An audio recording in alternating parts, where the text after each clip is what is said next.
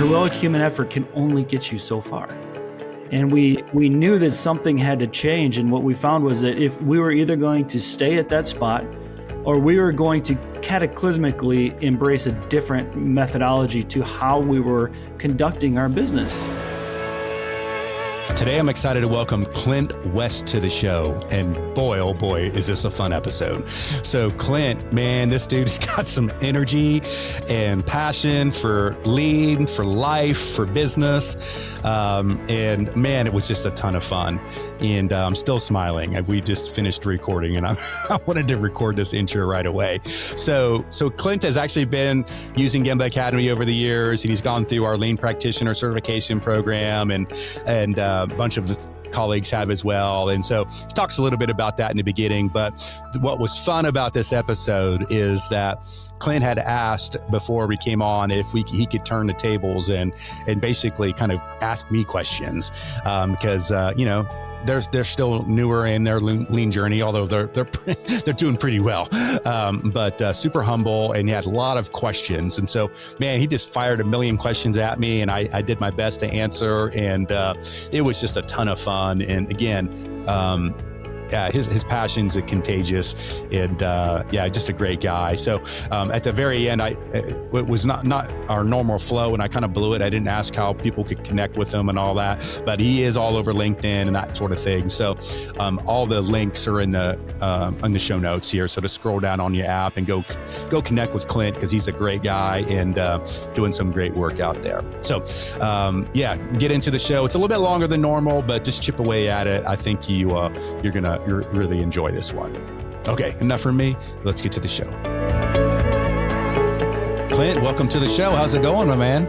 Yeah, buddy. Good to see you, Ron. Man, I feel like I know you really well, having consumed hours of your teachings. Well, thank you, man. I appreciate that, man. I appreciate that. I like the beard too, buddy. I like the beard. Yeah, it's, got the little Santa Claus thing going a little bit. I'm not as young as I used to be, but, it's, my kids love it. So I'm not allowed to shave it off. I've never had a beard all my life. And then this last year, I grew it in, and my kids won't let me take it off now. So, boy, once you go beard, you never go back, baby. That's for sure. Right. I actually shaved. As good as yours, though, man. I was like, beard balm, buddy. Beard balm. Oh, is that it? That's it? Okay. That's it. Okay. Yeah, no, I actually shaved my beard a couple years ago, and that was the first time in many years that I had shaved it all the way off. And one of my kids actually fell on the ground and started crying. Dad, what did you do? Just couldn't handle it. It was just too shocking of a change, but. It's fun to meet with you here, and I really appreciate you. And I honestly, I respect and appreciate all that Gemba is and has done for us. It's been a really transformative season that we've been into, and it really catapulted by the Gemba. And what strikes me about that is Gemba started as a dream in your kitchen. Do I have that right? In folklore, is that really true? Do. I mean, you really do. Yeah, it's So before Gemba Academy, I had my own personal blog. It was called, the kitchen thing that you're talking about was even before I had this blog, but it's LSS Academy, Lean Six Sigma Academy was the blog that I had, and I would just write articles, and I had no idea about monetizing or anything like that. I like to write. I like to teach people. So I opened up like a free blog template thing way back in the day and just started writing. And next thing you know, I had a little bit of a following. People would like come and see what I was writing about, which was sort of weird. And then I was like, yeah, man, I should in the book Lean Thinking, James Womack writes about the envelope stuffing simulation that he did, and he's proven to his kids that batch production was worse than one piece flow and all that. And so I thought, I had never actually done it. So I was like, maybe I'll get my wife's little digital camera or whatever, and I had it propped up on some milk crates or something. I remember. I think I literally had like a Home Depot light clamped to a kitchen cabinet, and man, we were like guerrilla back then, man. And I made this horrible video, quality wise, on stuffing envelopes, and One Piece Flow obviously wins, right? It just does. It's always going to win. And so I made this video, and somehow or another, I don't even know how I did it. I got it edited somehow on my little laptop I had back then. And I know nothing about editing video back then. It was horrible, by the way. And YouTube wasn't even a thing back then. It was Google Video, if you remember. And so I uploaded this dang video to Google Video and to put it on my blog, and it like exploded with like hundreds of comments. And I was like, man, there's something to this video thing. And so that was like the early taste of like, maybe we should try something with video, right? But then fast forward another year or so, and Gemba Academy was born, kind of thing. Wow, so yeah. It's just a great American entrepreneurial story, and I love it. And honestly, as somebody who's benefited from your investment during that time, it started with a dream, and I think to me the Gemba helps dreams come true. And to me, I feel like that's the reality of it, because there's so many good ideas out there, but if you can't execute them with excellence consistently, those good ideas are just that. And they don't become the good reality that we need them to be. And so, I appreciate that. Being serious, man. We appreciate you, and we respect you guys. So thank you. All right. Well, before we get into like who you are, Clint, and who your company is and all that, we the drill, man. We like to get going out of the gate with a quote. So what do you got? The quote that really strikes me with William since the beginning is, where there is no standard, there is no Kaizen. The reality is, if you don't have any kind of expectation, you can never have a problem. But yet we're all surrounded by problems all the time that we're trying to fight. But if we haven't ever, how do you fight a problem successfully without having a standard to get to?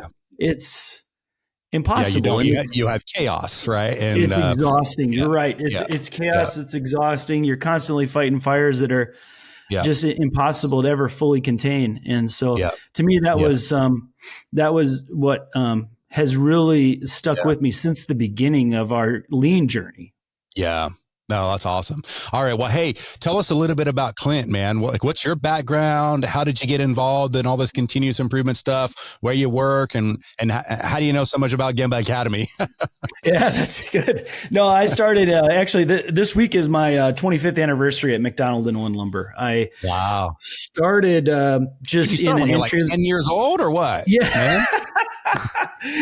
No, I wish. I actually came out of college, and I didn't know anything about anything. I had a degree that nobody cares about, and I got an opportunity in entry level sales at this little lumber company in small town Wisconsin, January 11th, 1999, and I was employee number 6. Wow. And the company was doing about $10 million a year in sales, and it's been an unbelievable ride for me, Ron, because we just find great people and try to teach them the business, and great things happen when you bring great people together. And, thankfully last year we did over $100 million in sales last year. Oh my gosh, dude. Less than 25 years, we 10X'd a really, slinging commodities is not for the faint of heart, very volatile. And so for us to have that kind of favor, especially in this economy, it's not like the housing market's like exploding or anything. So wow, that's incredible.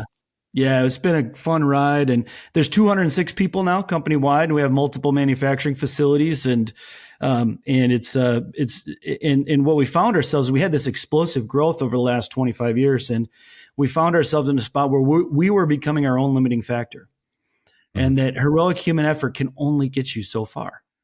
And we knew that something had to change. And what we found was that if we were either going to stay at that spot, or we were going to cataclysmically embrace a different methodology to how we were conducting our business. And that was where we stumbled into the Gemba Academy lean training.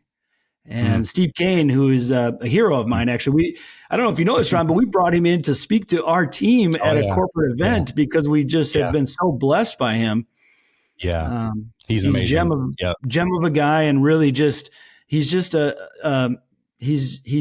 fully devoted to lean. And I call him my lean coach because he always is lean kata coaching me all the way through this whole process. We had 35 people who went through the Gemba Academy lean training, and that was really great for us. We knew we needed to put a certain amount of people into the training to get enough inertia and enough buy-in and to get a tipping point to make sure that all of our key people understood what we were trying to achieve and how it was going to be different than we have in the past. And so for us, it's been a few years. We're a few years in, and we've seen results in employee engagement up, productivity up, profitability up. You get customer feedback is up, a positive customer feedback up, credits and returns down. In almost every metric in almost every lagging metric you can find, we've seen improvement, and that to me is what that's why I'm here talking to you today, because if there's anything I can do to help the world become a more sustainable place and a more just get rid of the frustration, get rid of the concerns, get rid of the tension, it just makes everything better for everybody. And so we're still on the front end. We haven't arrived. But we got a lot of good inertia going. Man, that's awesome. Yeah, I've heard so many awesome stories from Steve about you guys, and because it's fun when large cohorts like you guys have go through that lean practitioner certification program, and that's always the best. Some people will send one or two people through, which is fine. But man, when you get a decent group moving through together, that's when the magic happens, man. Yeah. You're right. Yeah. And for us, the lean, we've had to adapt, and Steve always asks me this question. Well, what problem are you trying to solve? And, it drives you nuts a little bit because I just wanted to take the Pythagorean, I just want to take the Pythagorean theorem and apply it and go. And he forced me to think different, and I think that was really very, very, very helpful. Yeah. But applying the lean to our business is a little bit different than when we run an assembly plant or. Yeah. And when you're dealing with commodities, they have a seasonality to them, and they've got, we have to run batches, because of the way that our business runs. We have to have batches, but we've embraced Kanbans, and that was really a big thing for us to be able to understand, and to now our inventory isn't just one big clump of, stuff moving around from here to there. It's intentionally placed for a time in a, And you say that you deal in batches, but I would argue you probably deal more in what I would call a pitch, right? Like instead of like just a huge massive batch, it's like a pitch of 50 things stacked together, right? And so that's different than just saying we're batch, right? And so I wouldn't beat yourself up too bad, but yeah, man. Hey, so listen, we had this idea, and I don't know why I'm agreeing to it, man, but it's just risky. But I understand you got an old radio DJ background. You got that radio DJ voice and all that. So for whatever reason, man, you want to flip the script here and you want to fire some questions at me. But I'll tell you what, it just came to my mind as I was thinking about you were talking. I'm going to agree to this on one condition. Talk to me, brother. That you're going to come back on. And we're going to do a proper interview. I'm going to interview you. All right, that sounds good. Deal, buddy. Let's go. But I'll play game, man. Like, in fact, the last episode that we did, this guy, he was like sort of like live coaching me live and all that, and I had no idea what he was going to say and played along. So here we are again, man. I don't know what's going to happen, but let's see. Let's go. That's awesome. Yeah, man. I really appreciate it. And we like I already mentioned. I mean, we're off to a great start with our lean journey, and we've had a few other companies that we work with that are further along than us have been very encouraging to us as well to kind of stick with it, and that the law of entropy is very real. And everything that we're into now is we're getting standards in place, and we're running into some headwinds with now. There's so many standards that they're almost kind of slowing us down, or we're not able to keep up with it all the time the way we used to when we were in this run and gun, wild west type of environment that we were successful in. It's been difficult for us to a little bit slow down and to approach it a little more systematically. And we have a standard and we stick with the standard. And I guess I'm just looking for you, like, how do we keep the inertia going when it becomes a little less maybe exciting? Yeah, wow, that's an interesting question. I mean, earlier on, you were telling me everything's up. This is up, that is up, this is up. So sometimes what's weird about, if you ever walked in, have you ever been into like a Toyota facility or anything like that? Have you ever been inside one? Just pictures and videos of it. You need to go if you can one day. Okay. Just go, whenever you're in Kentucky or whatever, go take a tour. And not just Toyota, there's lots of really super strong lean companies out there. But when you walk into these places and you're looking at the assembly area or whatever it might be, there's just like weird, it's hard to describe, this weird calmness to what's going on. Yeah. Like nobody's rushing around, there's just everything's on purpose, And so it doesn't seem hectic. Whereas back in the day, before you had standards, people were like rushing around and they're sweating and this and that, because you required effort to sort of meet the customers. I mean, it still requires effort. Don't get me wrong, but when you have things balanced and when you have things in place and you're being intentional with your behavior, things are going to slow down. So that's not a bad thing. So long as like every day, like what's the plan for today, folks? We're going to do this many whatever, and you write it on the board, right? Or your hour by hour board or however you're tracking it. And you go, and if it's calm and collected and you're doing it, then great. Now, if you aren't, meeting your expectations, you aren't meeting your customer requirements, and you have potentially over standardized things, I've seen that as well. And that's okay. So that's where you just got to keep experimenting your way forward. Right. You've probably heard that from Steve a million times.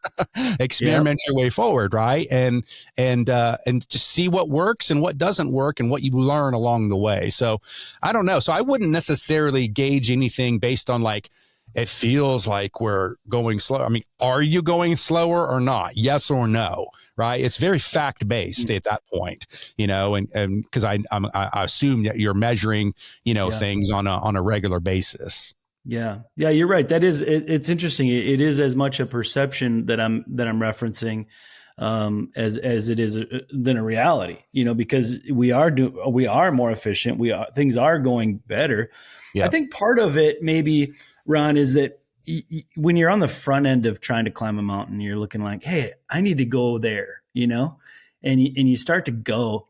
And you climb get to that first peak, and that's where you thought you were going to go to. And you think, oh, that's where I got to get to. And if I get there, everything's just going to be great and everything's going to be perfect. And I'll have fixed all these problems. And you get to that point, and all of a sudden you're like, wow, that mountain range has a lot more mountains to climb. And you couldn't even see those when you were on the front end of your journey. Right. And so as we're trying to lead and coach our team, we're in that spot where we've kind of made some ground. We've made some progress. We've solved some problems, and we've gotten rid of tension in the organization. And you get to this next spot, and you're like, it's a little overwhelming to see now. Look at all these other problems that we get to solve. Well, yeah. And then that's where I would bring you back to all the foundation that Steve's laid out for you guys, and embrace scientific thinking, because that is the way, man. Scientific thinking is the way. It is the truth. It is everything. And that's what's going to bring you to where you need to go, because all you're trying to do is figure out, that next challenge. Your leadership needs to do that. You and your leadership, right? Like, hey, by the end of, we're here early 2024. When we're talking in December 2024, what will we have accomplished, right? Like what's that? And then you back into it. Where are we now? What's our next target condition? What are the obstacles in front of us? And you rinse and repeat, man. That's it. That's the magic, right? Yeah. That's what makes happen. That's why the Toyotas and Danahers of the world are so amazing, because that's all they're doing. Just keep taking those steps. They're not any better at 5S and Kanban than anybody else. Maybe they are a little bit better, but that's not their secret, right? Their secret is their whole idea of breaking things down, experimenting your way forward intentionally, deliberately, maybe is a better word. Yeah. No, that's encouraging too, because, I think we had a little bit of a destination mindset, that like, we only had the problem. We only had the problems that we understood or could see. And what we're realizing now is that the problems that we're going to go after next are a lot more complex. And they're a lot more collaborative. So for us to take, it isn't the low hanging fruit that we've taken, and that's where some of those real problem solving efforts really come in, to dig deep into the 5 whys and get really down into the grit of it. Yep. For sure, man. For sure. What else, man? What do you think? Ron, you got inertia, you got some things going really well. You got traction, but there's just a segment of your organization that is just still reluctant to fully embrace all that is lean. You got any tips for a guy that might be in that spot? Are you ready to take the next step in your lean journey? Now you can, during one of our premier in-person Gemba Academy workshops held at our training center in Keller, Texas. Our certified instructors guide you through the process of taking your lean knowledge and applying directly to your industry with real actionable steps that will benefit you and your organization. Whether you're a seasoned lean practitioner looking for inspiration or just starting out, we have the perfect workshop for you. Sign up at gembaevents.com. That's gembaevents.com. You got any tips for a guy that might be in that spot? I would say, first of all, be patient, really, with them, and seek to understand, like why are they resisting? Now if some people are just, refuse to change and they don't want to be part of the new approach, then, well, they may choose to go a different direction, but it would be their choice, right? But hopefully it doesn't come to that. Hopefully you can be patient with them. And then my whole approach with those folks who might be a little bit more resistant is to gently involve them. Right. Yeah. And then listen to them and ask for their ideas, and then experiment with their ideas and bring them along with you. Right. And when you bring them along with you and you experiment your way forward with them, most of the time I've seen those folks sort of come alive. And there's been moments where people, true stories back in my corporate days. I remember this one gentleman at the beginning of the Kaizen event, he had his arms crossed in the back of the room and, didn't want to be there and all the rest of it. And I was like, oh boy, this is gonna be interesting. But I didn't pick on him. I just sort of left him alone. And then once we got out into the shop floor, we were in his area. And so I was like, hey, I don't remember his name, Bill. Hey, Bill, like, what do you think, man, about this over here? Well, he kind of grumbled a little bit. I'm like, oh, that's interesting. So we tried. I said, that worked. Well, yeah. And then this, over here. And okay. So, so we just started involving him, and next thing you know, get out of the way, man, because he's off and running.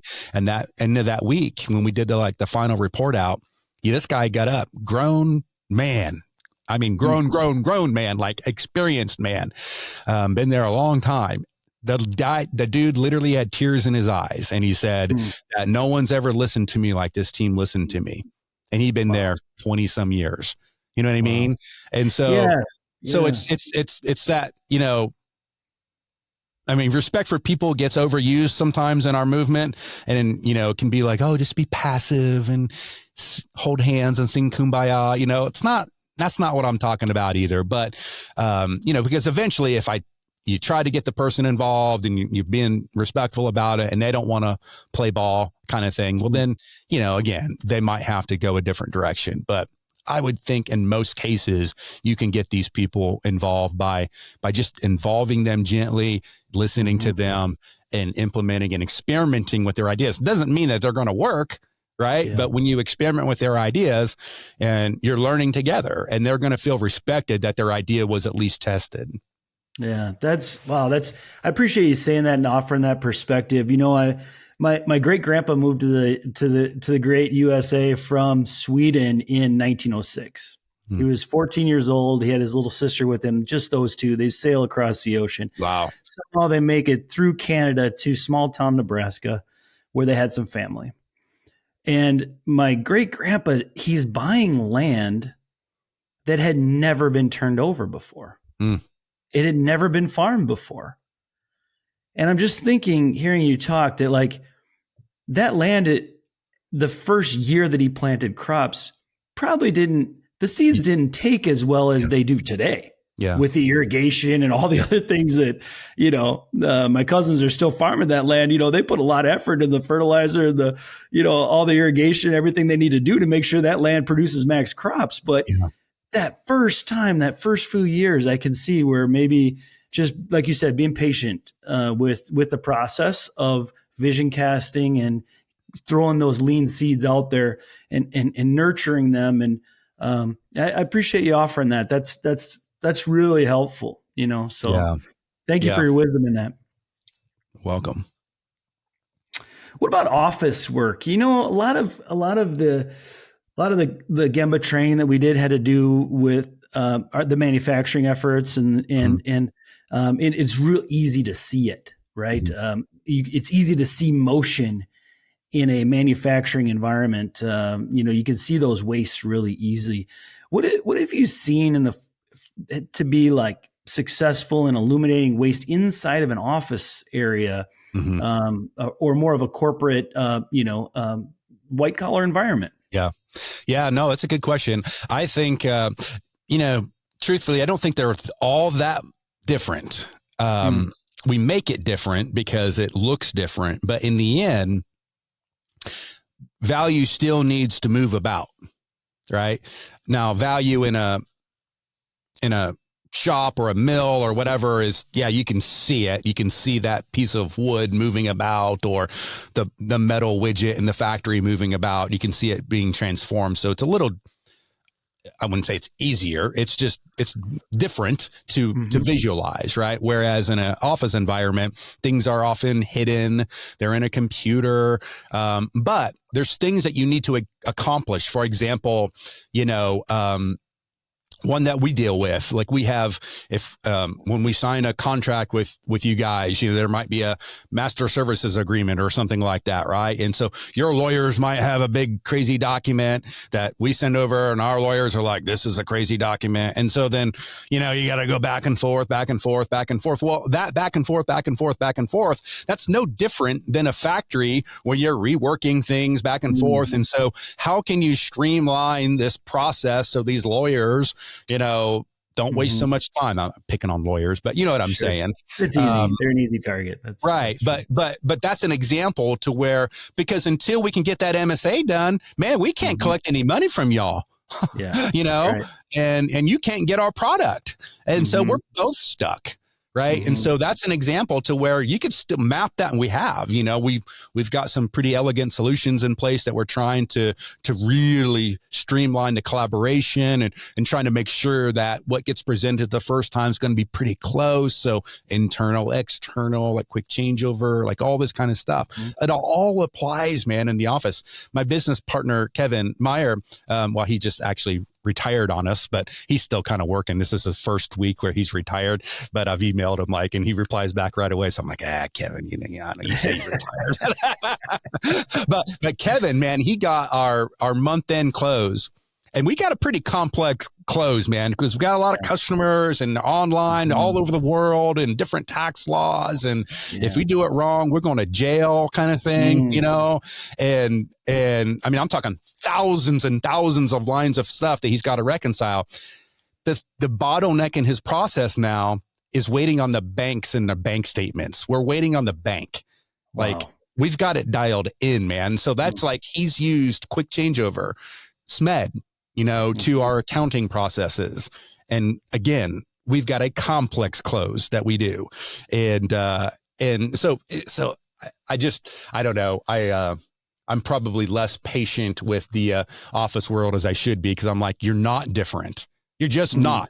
Stop saying you are, because you're not. Right. You know, hey, that's totally fair and right. I think you're right. Just even that mentality of the waste is real. People are waiting for responses for an email. That's right. So they're still waiting. That's right. And there's over processing. Like there's all this. The MSA is a perfect example, and we've got all this stuff. It's like, do we really need all that? You know, like, well, no. Okay, why is it in there? It always has been. You know what I mean? Take it out. Right? Take it out. So yeah, the waste is all around us, man. And it's just like people say, I heard somebody say, well, it was a manufacturing company actually. And they said, well, you know, we don't just get to make cars all day long like Toyota. I'm like, oh yeah, because making a car every 60 seconds, really? That's easy. Yeah. You know, I mean, come on, man. Everybody wants to think that they're different. And it's just, honestly, it's an excuse for their lack of action, man. Wow. You know, so just get after it and make things better, no matter what. Try to make value flow. That's it. I mean, that's lean, right? Make value flow seamlessly to your customer, and life's going to be good. What do you see? This is a little bit of a different type of question, but you know, the law of entropy is real, and that downward drag on all of our organizations is just constant, right? What is the life? What do you see for the lifespan of lean, or the long-term success rate of lean for organizations that, you know, a lot of people? I'm just guessing that a lot of people start out. Maybe they start out hot and they fizzle because it's hard. It is really hard to keep that enthusiasm up. What do you see for that life cycle of lean, or is there something to be mindful of in that life cycle of lean that might be helpful for somebody like me to be thinking about? The life cycle is infinite. It's never going to end. The only reason lean, or just maybe it'll be called something different 30 years from now, I don't know, but the ideas behind it, they'll never die so long as human beings want to do better. It's as straightforward as that, right? Now, there may be some new tools and new methods that we haven't even thought about, you know, that'll be brought in. Who knows what AI and all this kind of stuff will do for us down the road. But the whole idea of making things, that's just like humanity. If humanity is to continue to prosper, you're going to need mechanisms to prosper. And I would argue that there's no better, at least in the business world, way of going about it than just continuous improvement. Call it that, whether it's lean, Six Sigma, TRIZ, project management, I don't care what you want to call it. But it's the things that we can do to make things better. There's just no better way that we know of today. Now, maybe there will be down the road that, hey, we'll tip our hat to it when it arrives. But right now, this is the best that we've got, and it will not fail so long as people don't quit trying. If you quit trying, that's all over. It's all over. Backwards. Right. Yeah. And as it relates to entropy, I'm so glad you brought that up. Like one of my big pet peeves with, and I'm a big Six Sigma guy. I love Six Sigma. I love lean. I love all of it. I'm not in any camp. But one of the things that drives me nuts about traditional Six Sigma, DMAIC, is C is control. And you can't control entropy. Just like you can't control the stock market. The stock market very rarely ever goes completely sideways. What's it do? Right. It either goes up or it goes down. Okay. And that's what happens in our processes. They're either getting a little bit better or they're getting a little bit worse. Very rarely are they ever going completely sideways. That machine that's turning over there, it's wearing out, whether you realize it or not. It is wearing out, and there's going to come a point where it's not going to turn anymore, right? Because entropy is going to break it. So you got to keep improving.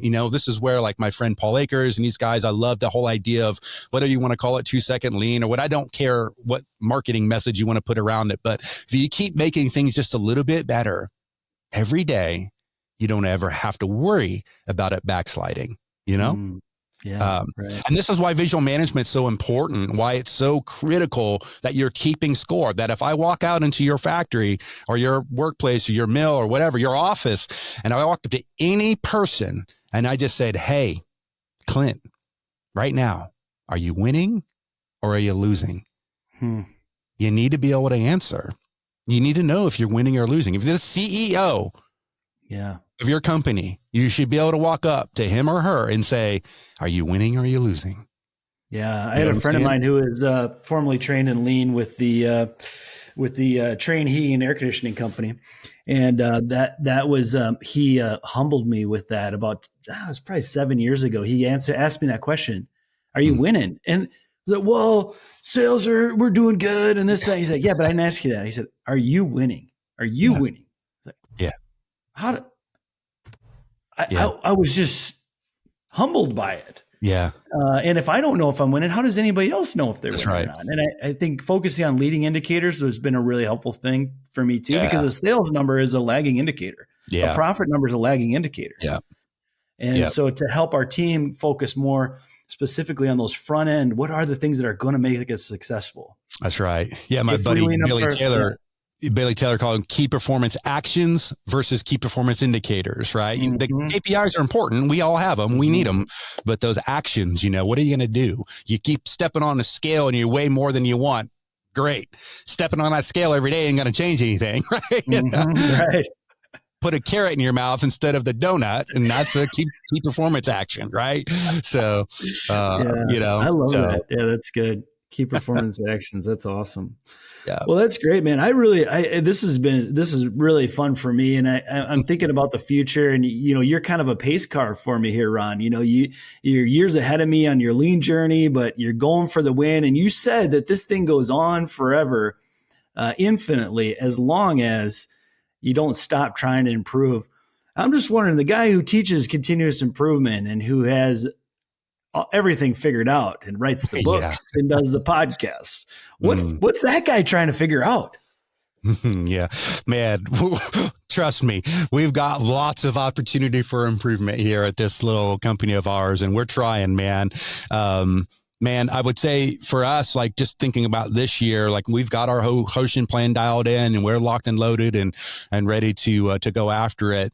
We're looking at like some different types of products, like, we're lean and Six Sigma and that sort of thing, obviously. And we're continuing to make new content in those niches, but we're actually really excited about going after just some more general leadership topics. So maybe a company's not just, they don't even know what lean is, but they know facilitating a meeting is important, or emotional intelligence is important, and that sort of thing. So we're actually looking to, create maybe a whole new area of content on leadership, and also looking at different languages. I mean, experimenting with. We've had like captions forever, right? And we have a lot of content with Spanish speaking presenters, but we're looking at other languages with like German speaking presenters and different things like that. So we've got lots of things, man, that we're going after. So it's going to be an exciting year. But let's check back in with each other, man. Let's see how it goes. I really, I'll look forward to that, and I really appreciate you. And I cherish the time, and like I mentioned, I'm super thankful for you following through on that dream. And I guess that would be my encouragement to anybody who's listening out there, is that if you've got that dream, go for it. Yeah, I mean, just go for it. And even if it isn't pretty right away, it's more important to do it. I think, I don't know, I probably have mentioned this before, but I don't know, probably shouldn't. Our marketing people, what are you doing? But the very first videos that we ever made with Gemba Academy, they're not even on our website. You can't even find them anymore, but they're not, we took them off YouTube, everything. But the very first videos we ever made were that we launched the company with was 12 videos on value stream mapping. I had a gray bed sheet from Bed Bath & Beyond that I bought. It was like an $80 bed sheet. I remember it was expensive. Big ticket there, yeah. It was a gray bed sheet, and I tacked it to the wall, and that was the backdrop, the first Gemba Academy backdrop. I did have like one of those softbox lights. It was like a $50 light, but it was like a proper, video softbox light. My little camera that I was using back then remember those little mini DV tapes, like those little, like a little cassette tape looking thing. It was a little mini DV tape camera, and I had a microphone strung across the floor. And I think my dog was sitting at my feet when we recorded it. Oh, listen to this. I don't know why I'm sharing all this, but you're all about the beginning. The first teleprompter, and we've always used teleprompters, like to read the words for the video. Yeah. Yeah. Well, now we've got this fancy thing where it's like this weird, the iPad sits down here and it's this glass and it reflects off the glass somehow. And I don't know how it all works, but you read the words off this glass and the camera's right behind it, right? Like on the news station. So that's how we do it now. But back then I didn't have any of that. So I had a little monitor. It was like a little 17-inch monitor. And I had some teleprompter software, which was I was pretty proud of. And, the words would just sort of roll up the screen, And so I literally took milk crates, 3 milk crates, and I remember 3 milk crates. And then I had to use some books to get the right height. I'd sit the monitor on there, and I'd sit it that right behind the camera. And so the very top part of the monitor, like the top portion of it, so I could see 3 or 4 lines on the teleprompter, they would appear. So I would look right above the camera at the, and that's how I read the teleprompter. And I controlled it with a little keyboard that was at my knees, but I was just recording my chest up. So that's literally how I made videos by myself. And then I edited them and all the rest of it. And man, I'm talking about, it was, you talk about guerrilla, man. That's awesome. Hey, we did it, man. And that's how we started, man. And now we've got, the studio here in Texas and all that. But yeah, man, it's been a lot of fun. And we've been super blessed, man, for sure. How many years has it been, Ron? How long ago was it? We started the company in March of 2009. Okay. Yeah. So what was that? 14 some years or whatever. Yeah. So man, it's been wild. And yeah, it was bittersweet. The very first employee that we hired, Elaine Crescione, she retired this last year in December. And then Kevin, my business partner, he's still going to help with some consulting and things like that. So he's not completely going away, but he's stepping way back. So, big changes there, like me and Kevin, and then John Miller's my other business partner, we're the ones who built this company. And so one of us is sort of, going into the next phase of life. So it's going to be a weird year without Kevin who's involved and Elaine and all that. But hey, man, the show goes on. So that's right. It does. Yeah. Well, thank you for all you've done for us. And I appreciate who you are and how you conduct your business. And having worked with multiple people from your organization, I can see that, they say organizations kind of resemble their top leadership, and you got a world-class thing going on. So appreciate it. And we'd love to keep working with you in the future here too. So thank you for that. We're all about it, man. I appreciate you too, Clint. Now, again, everybody's hearing it. Clint will be back on down the road sometime, and we're going to do a proper interview. I'm going to grill you, man. Okay. It sounds great, buddy. All right, man. I appreciate you. Thanks, Clint. Yeah. Thanks, Ron. Take care. Thanks for listening. Whether you've been on the continuous improvement journey for many years, or perhaps you're just getting started, Gemba Academy is here to support you. And while we're best known for our more than 1,500 Lean and Six Sigma teaching and virtual tour videos, we also have a team of experienced Lean and Six Sigma practitioners available for one-on-one coaching, as well as a variety of Lean and Six Sigma certification options. To learn more and to schedule a demo, head on over to gembaacademy.com.